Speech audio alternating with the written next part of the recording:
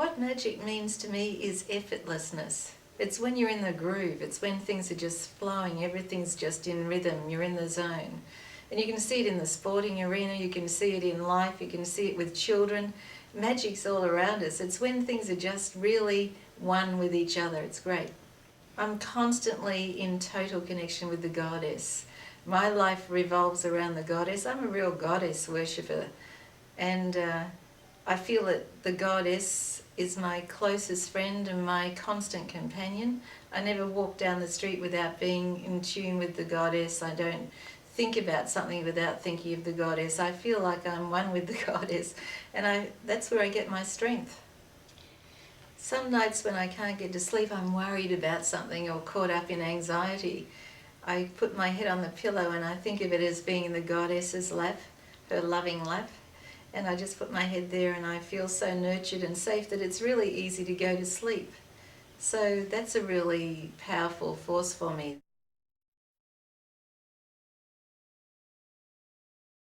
The story about how I got my name is quite remarkable. It was no accident. It was almost like fate created it. The Star Woman part. I was in California studying astrology, and the astrologer I studied under went to Esalen Institute to give some classes and do things there.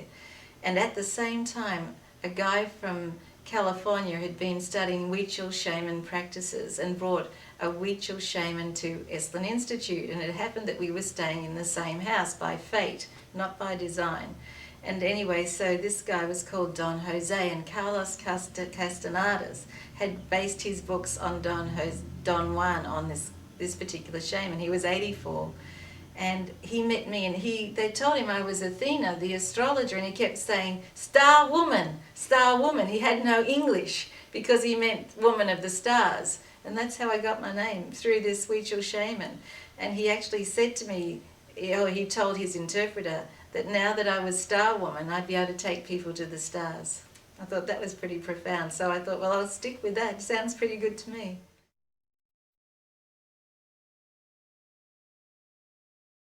Yes, one of the biggest problems I had in studying astrology was mastering calculations. Now we don't have to do that, but because we have computers that can work out astrology charts. But in those days, you had to work everything out in degrees and 60 minutes of time and 30 degrees to each area of the horoscope and things. But now it's all done by computer. Modern day astrologers have it easy.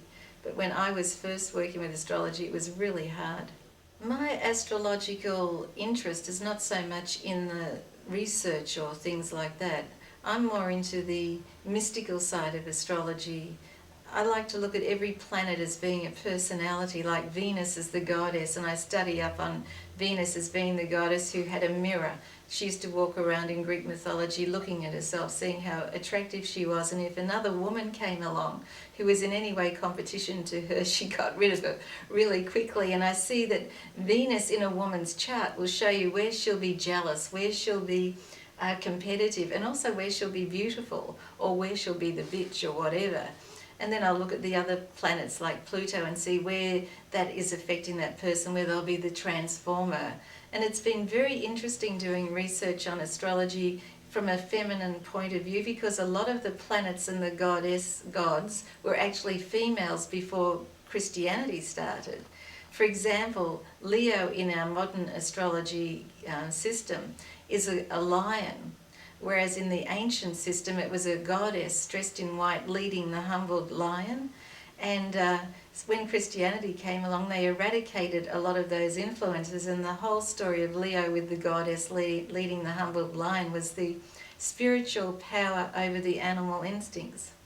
So it's been very interesting doing that sort of research. I get excited about that, but to do research like some people do about how many people are mathematicians who are born with Mars in Aries, and how many people are lawyers who are born with Jupiter in Libra, and all those things, that doesn't appeal to me so much. But the mythological aspect of astrology, which is where its true roots started, really appeals to me. So I think I have a different take on astrology than a lot of astrologers.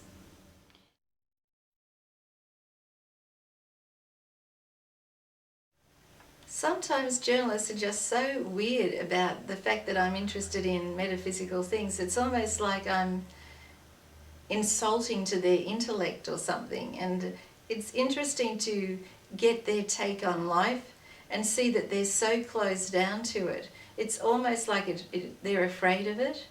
And I quite often question why they're so anti-astrology or anti anything to do with the psychic world at all. It's almost as if they must have had a bad experience with it or something. So I find most journalists very difficult to talk to about these sort of things. They mainly want to talk to me about how much money I've made. I go on a radio show or a TV show or whatever, and basically about, oh, you've made a lot of money out of this or something, you know. And I find that it's almost as if they're in denial about that part of the world on most levels. I think a lot of the reasons why journalists get really upset with people like me, they hate me, is because that they feel that I'm anti-religion, or that I'm going against the Catholic Church, or I'm going against whatever their religious values are. But really, if they understood the origins of astrology and mysticism, they were the original foundation stones of the church. And they've actually built all their religious beliefs on top of those. Some of them, they even built the buildings on top of the sacred sites and places like that. So we've got the same basis, we just don't have the same fears. Lots of religious are based on fear-based assumptions that if you don't do this, you'll go to hell, or if you sin, you'll be a person that's going to burn forever or whatever. But in mysticism type things, it's not based on those sort of fear-based assumptions. And if you're, I always say, they ask, are you religious or are you spiritual? I say, well, a religious person is afraid of going to hell, but a spiritual person's already been there, so they're not afraid of going there, no.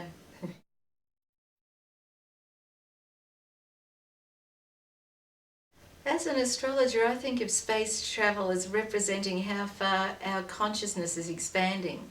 I think as we can technologically reach a planet with, you know, spacecraft and things like that, it shows that somehow our consciousness is expanding that way, and it probably won't be until we reach the furthest out planet, Pluto, that we'll actually have a higher consciousness, because I think it just represents how much growth we're making. And the fact that we're transiting Saturn at the moment with a spacecraft as we're filming this conversation is an indication. Saturn's the planet of tough times, hardships and everything, and it's been pretty tough and hardship on the planet at the moment, so that's just another. I wish they'd go back to Jupiter. Jupiter's the good time planet. Start exploring Jupiter if you're going to go out there and look at a planet. Keep away from Saturn for a while.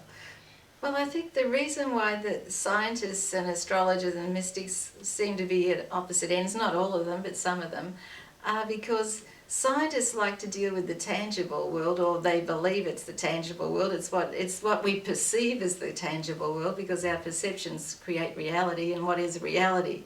If you're living in, you know, a pygmy living in the jungle, it's not the same reality as living in New York. So it's all to do with time, space and environment. Reality is based on everybody's different outlook on life too. So I think what happens is they're more based on this like sustenance, of almost like something that's substantial, and we're based on the infinite. And I'd much rather be looking at the infinite myself, because that to me lasts a lot longer. Anything that has real structure is going to decay, but the infinite is there much longer. So to me, to be more involved with consciousness than the actual hard things of life, the more tangible things of life, that to me is the greatest exploration and provides you with the greatest scope of going on a journey. Because there's nothing like the mind. The mind is the greatest magic carpet of anything. You can be in one room and go on the greatest journey that anyone's ever been on. You don't have to get out and even go anywhere. So I would rather go on a mental journey than the physical one. They're more on the physical one, these scientists that want to go and explore a planet and things like that. So just different strokes for different folks, that's all.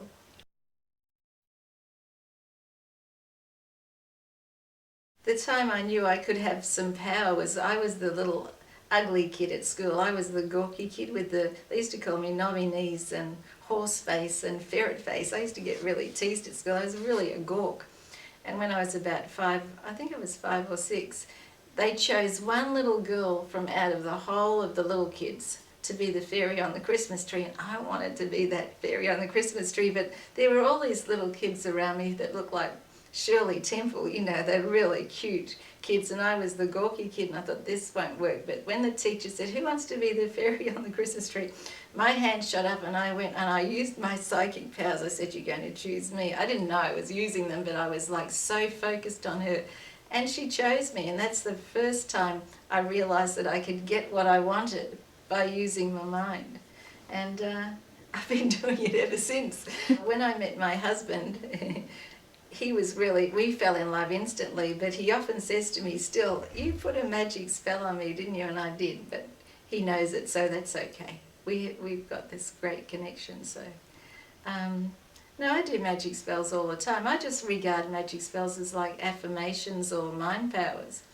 Basically, it's just putting your mind to work, and I think it's a real shame that in schools they're not doing things like meditations to show children that you can actually slow your mind down, or trying to get them to focus on things to make things happen. Say, all right, so you want to do something at school, let's spend 5 minutes. I want you to visualize yourself, seeing yourself as having won that race. You know, there you are, everyone's applauding and everything. Give children an experience of using their minds in an expanded way. And it's amazing what you can accomplish with an expanded mind power attitude. And I really think that what's happening in our society is that we learn to drive, we learn how to put our makeup on, we learn how to do our hair.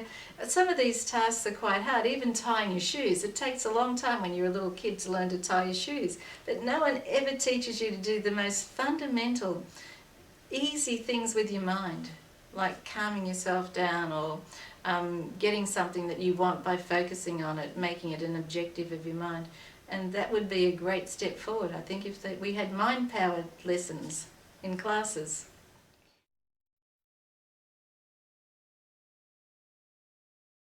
I think the fact that I've got into metaphysical things and made it my vocation has given me so much reward, spiritually, emotionally, psychologically. I can't think of any other area that I could be living my life and expressing who I am in any other way than being Athena Starwoman. I just feel so right in that role, and yet it's such an outrageous role.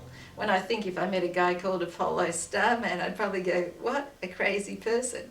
But for some reason I can just, I feel comfortable in my inner self being Athena Starwoman, and it's almost like that's who I am. So a lot of people say, don't you feel embarrassed about being Athena Starwoman? And there are occasions, I know, when you're going to get the dry cleaning and they go, Starwoman, and everyone looks at you and goes, what's this girl's name? But no, most of the time, let's say 95% of the time, it's very natural and normal. And I know it sounds very strange, but I feel fine.